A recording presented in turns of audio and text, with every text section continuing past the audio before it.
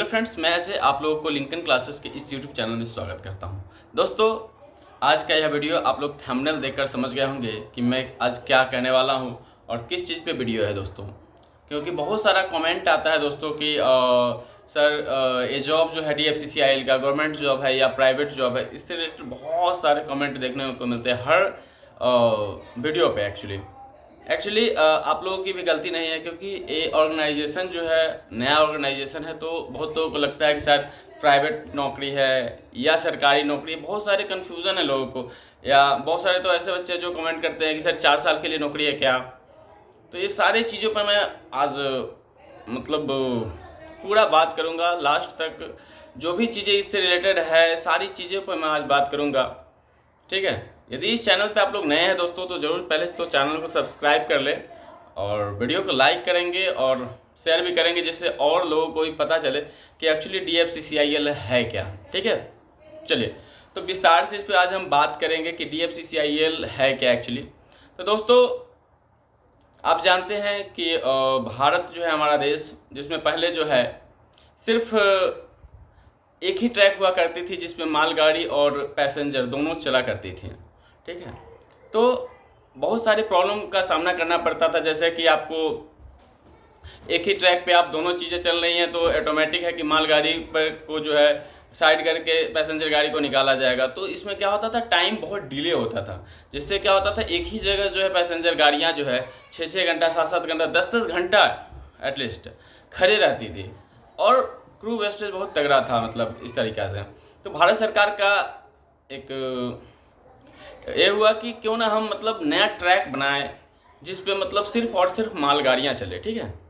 तो ये सोच जो है आज से नहीं दोस्तों, 1995 के आसपास से ये चीज़ें चल रही थी कि क्यों ना हम अपने देश में ऐसा एक ट्रैक बनाएं जिस पे सिर्फ और सिर्फ मालगाड़ियाँ चले, जिससे माल भाड़ा जो है थोड़ा कम हो, और जो भी बिजनेसमैन है, जो भी मतलब एक्सपोर्ट इंपोर्ट का काम है, वो आसानी से सुगमता से हो सके, डिले ना हो ज़्यादा। तो इसके लिए दोस्तों जो है 2006 में सारी चीज़ जो है 1995 के आसपास सोच के जो है सब चीज़ें हुई, और 2006 में आके एटलीस्ट जो है DFCCIL के नाम से एक संस्था बनती है, एक ऑर्गेनाइजेशन बनता है, जिसका फुल फॉर्म होता है dedicated freight corridor corporation of India limited. जैसे ही दोस्त एल देखते हैं लोग तो समझते हैं यार ये तो प्राइवेट है, शायद ऐसा दिमाग में आता है कि क्योंकि एल से क्या लिमिटेड लग जाता है, तो लगता है कि यार ये प्राइवेट है क्या। जैसे हम कहते हैं BSNL भारत संचार निगम लिमिटेड, तो उसको तो लोग प्राइवेट समझते हैं। SBI बैंक, उसको भी लोग सरकारी समझते हैं। BSNL को भी लोग सरकारी समझते हैं। बट यहाँ पे क्योंकि न्यू ऑर्गेनाइजेशन है, लोगों को पता नहीं है। बहुत सारे ये जो पहला जो फॉर्म भरा गया था 2014, फिर 16, फिर 18 बैच आया, फिर आपको 21 बैच आया, 23 बैच आया, अब लास्ट 25 बैच आ गया, मतलब एग्ज़ाम होने वाला। इतना सारा तो मतलब फॉर्म फिलअप करके लोग जॉब कर रहे हैं। एक्चुअली इनका वैकेंसी भी कम होता है, इसलिए लोगों को ज़्यादा पता नहीं है। दूसरा क्या है कि जो स्टूडेंट है उनको भी ये चीज़ों का पता नहीं है कि DFCCIL एक्चुअली है क्या। तो दोस्तों, सबसे पहले समझिए कि मिनिस्ट्री ऑफ रेलवे, हमारा जो रेलवे है, उसी का यह दूसरा पार्ट है। एक पार्ट अपना हो गया जिसपे सिर्फ और सिर्फ अब पैसेंजर गाड़ियाँ चलेगी, ठीक है। और दूसरा क्या हो गया पार्ट, DFCCIL, जिसपे जो है माल गाड़ियाँ चलेगी। तो ये जो DFC जो है दोस्तों, इस समझिएगा, DFC जो है इंडियन रेलवे का PSU है, पब्लिक सेक्टर अंडरटेकिंग जिसको बोला जाता है, ठीक है। और PSU से आप लोग वाकिफ हैं, क्योंकि PSU जो होता है वह भारत की ही एक ऑर्गेनाइजेशन होती है, जिस पे एल लगता है कि BSNL हो गया, भारत संचार निगम, भारत की ही कंपनी है, वो किसी प्राइवेट सेक्टर की कंपनी नहीं है। उसी तरीक़ा से DFCCIL है, जिसकी स्थापना 2006 में हुआ था। उस टाइम शायद मेरे हिसाब से लालू यादव जी जो थे उस टाइम रेल मंत्री थे। लालू यादव या नीतीश कुमार, इसी में से दोनों में से कोई रेल मंत्री थे उस टाइम। तो उन लोगों की जो है सोच का यह आज जीता जागता उदाहरण है, जो आज जो है DFC जो है। हाँ, ये भी चीज़ें हैं कि 2014 तक जो है बहुत धीमे धीमे कामें DFC पे चल रही थी, मगर मोदी जी के कार्यकाल आने के बाद जो है बहुत रफ्तार से जो है इस पे कामें चली, और एटलीस्ट हम 5 साल के आसपास जो है इस पर वर्किंग कर रहे हैं। ट्रेन अभी जो है आपको WDFC में लगभग 100+ गाड़ियाँ चल रही है 24 आवर, एंड ADFC में आप जाइएगा तो विदिन 150-200 के आसपास जो है गाड़ियाँ चलती हैं, मतलब सिर्फ और सिर्फ मालगाड़ियाँ। और इसकी स्पीड आपको बता दूं कि 100 रहती है। आप सोच लो, सिंगल स्टेक हो, डबल स्टेक हो, डबल स्टेक के भी 75 दे रखे हैं और सिंगल स्टेक का 100 रहता है, सुपर क्रैक ये सब का जो है 100 रहता है। TOT हमारे यहाँ चलती है तो वो भी जो है 80 का स्पीड उसका रहता है। तो मतलब 80-75 से तो नीचे हम लोग स्पीड रखते नहीं, अपना जो स्पीड जो है ऊपर ही रहता है। तो बहुत कम समय में जो है आज माल जो है 24 आवर में आप इंडिया के किसी भी कॉर्नर में आप सामान को पहुंचा सकते हैं। इस चीज़ को देखते हुए आज जो है भारत सरकार इतनी खुश हुई है और इतना बेनिफिट इस ऑर्गेनाइजेशन से हो रहा है, जिसमें मतलब भारत का जो अपना जो GDP जो आज हम कहते हैं कि इतना पहुंचा देंगे, इतना ट्रिलियन पहुंचा देंगे, 2047 का विजन देख रहे हैं, उस सब में DFC का बहुत बड़ा योगदान है। और DFC को एक्चुअली बनाया किसने, ये भी समझने वाली बात है कि DFC जो है दोस्तों, DFC जो है ये आपको जापान के द्वारा बनाया गया यह ऑर्गेनाइजेशन है, जिसमें सारा पैसा जो है जापान के द्वारा जो लगाया गया है। एक्चुअली वर्ल्ड बैंक से पैसा जो लिया जाता है वही इन्वेस्टमेंट होता है हमारे देश में। तो इस पर जो जाइका कंपनी है जो पूरा पैसा जो है मतलब भारत सरकार को दी है, और जिससे यह जो है 90,000 करोड़ स्टार्टिंग में जो है इस पे लगा था। तो ये भारत का रेलवे सेक्टर में अभी सबसे कहिए तो लेटेस्ट वर्जन कहिए वो है DFC, मतलब हर चीज़ इसका मॉडिफाई है। अब इस चीज़ को देखते हुए IR इंडियन रेलवे जो है अपना, जिस पे सिर्फ अब पैसेंजर चलेगी, उसमें मॉडिफाई किया जा रहा है। जैसे उसके ट्रैक को चेंज किया जा रहा है, उसके पैनल को चेंज किया जा रहा है, बहुत पुराना पैनल है, ये सारी चीज़ें हैं। चलिए, तो ये सब चीज़ें हैं जो मतलब अच्छा है DFC में और बहुत मतलब सुगम से चल रहा है। मगर बात ये आ गई कि हम लोग DFC वाले प्राइवेट नौकरी है या सरकारी नौकरी, इस पर हम बात कर लेते हैं। तो दोस्तों आप लोग 100%, 110% कन्फर्म रहिए, कोई कन्फ्यूज़न दिमाग में मत रखिए कि ये प्राइवेट नौकरी है, ठीक है, ये सरकारी नौकरी है और 110% सरकारी नौकरी है। चलिए, अब सरकारी नौकरी हम समझ गए कि सरकारी नौकरी है, ये जो है भारत सरकार की मिनिस्ट्री ऑफ रेलवे की। सेकेंड पार्ट है DFCCIL, ठीक है। इसमें आपका सबसे अच्छी बात क्या है कि जो भी बेनिफिट है वो आपको और जगह के मुकाबले अच्छे मिलते हैं। यहाँ पे आपको जैसे कि जो भी चीज़ें है, अलाउंसेज है, ये सब एक्स्ट्रा मिलता है और जगह से। मेडिकल फैसिलिटी आपको यहाँ बहुत बढ़िया आपको देखने को मिलेगा, जो मतलब और ऑर्गेनाइजेशन में आपको देखने को नहीं मिलता है। दूसरा क्या है कि हमारे यहाँ 2 सिस्टम है। जैसे कि आप इंडियन रेलवे में हैं, ठीक है, जहाँ पे पैसेंजर गाड़ियाँ चलती है, तो उसमें आपका सिर्फ और सिर्फ NPS कटता है, ठीक है।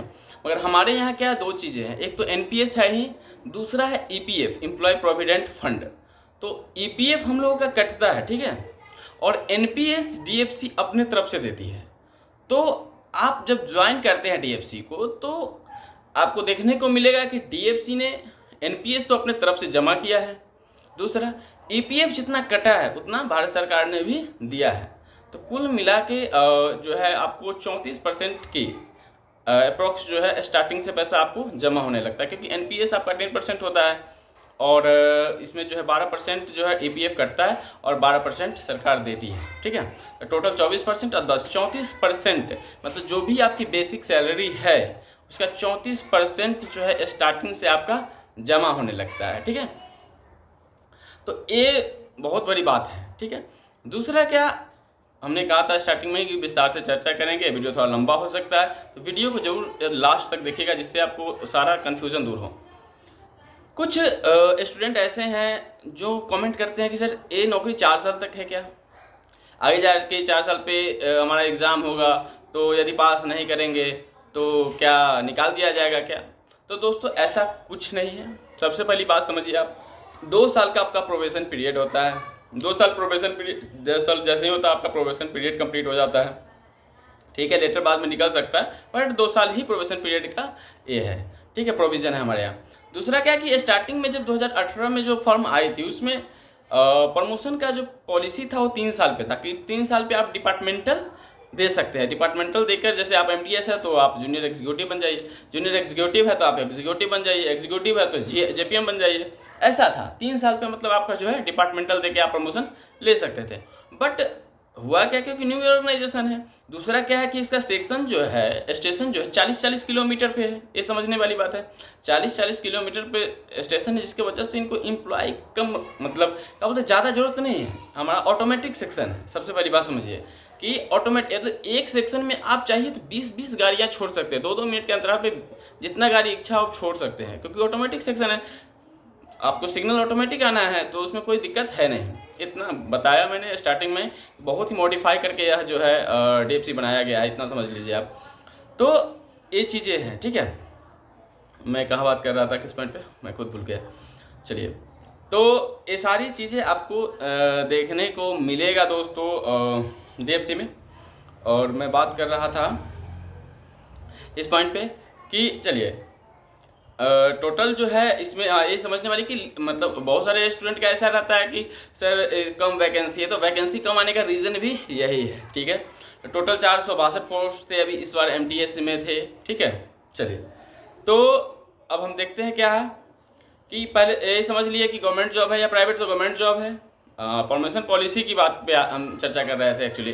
तो प्रमोशन पॉलिसी में क्या है दोस्तों कि 4 साल, अब पहले 3 साल था, अब जो है 1 साल उसको बढ़ा दिया गया, ठीक है। अब जो है प्रमोशन पॉलिसी आपको 4 साल पे है, यानी कि डिपार्टमेंटल आप जो एलिजिबल होते हैं वो 4 साल पे होंगे आप एग्जाम देने के लिए, ठीक है। 4 साल आपका कार्यकाल पूरा हो जाता है, 2 साल प्रोबेशन पीरियड, और 2 साल उसके बाद जो है 4 साल के बाद जो है आप प्रोबेशन पीरियड, सॉरी 2 साल प्रोबेशन पीरियड कंप्लीट होने के बाद जो है चौथा साल जैसे आपका कंप्लीट होगा, उसके बाद जो है आप डिपार्टमेंटल एग्जाम देने के लिए प्रिपेयर्ड है। बट 3 साल पे ही जैसे कि आप MTS में ज्वाइन करते हैं, N1 लेवल पे ज्वाइन करते हैं, तो 3 साल पे N2 में चले जाइएगा, फिर अगले 3 साल में N3 में चले जाइए। ये तब जब आप डिपार्टमेंटल नहीं निकाल पाते हैं। मगर हाँ, चौथे साल जैसे ही आपका होता है, जैसे 3 साल आपने जॉब कंप्लीट किया, चौथा साल हुआ, तो डायरेक्ट आप N1 से N5 में जा सकते हैं। कब? डिपार्टमेंटल एग्जाम जैसे आपने क्रैक किया तो आप जो है N1 से N5 में चले जाइएगा। तो जो लोग कमेंट करते हैं कि सर ये जॉब 4 साल का ही है क्या, तो ये बिल्कुल गलत है। ये समझ ले कि 4 साल पे अपना जो है प्रमोशन पॉलिसी है, ठीक है।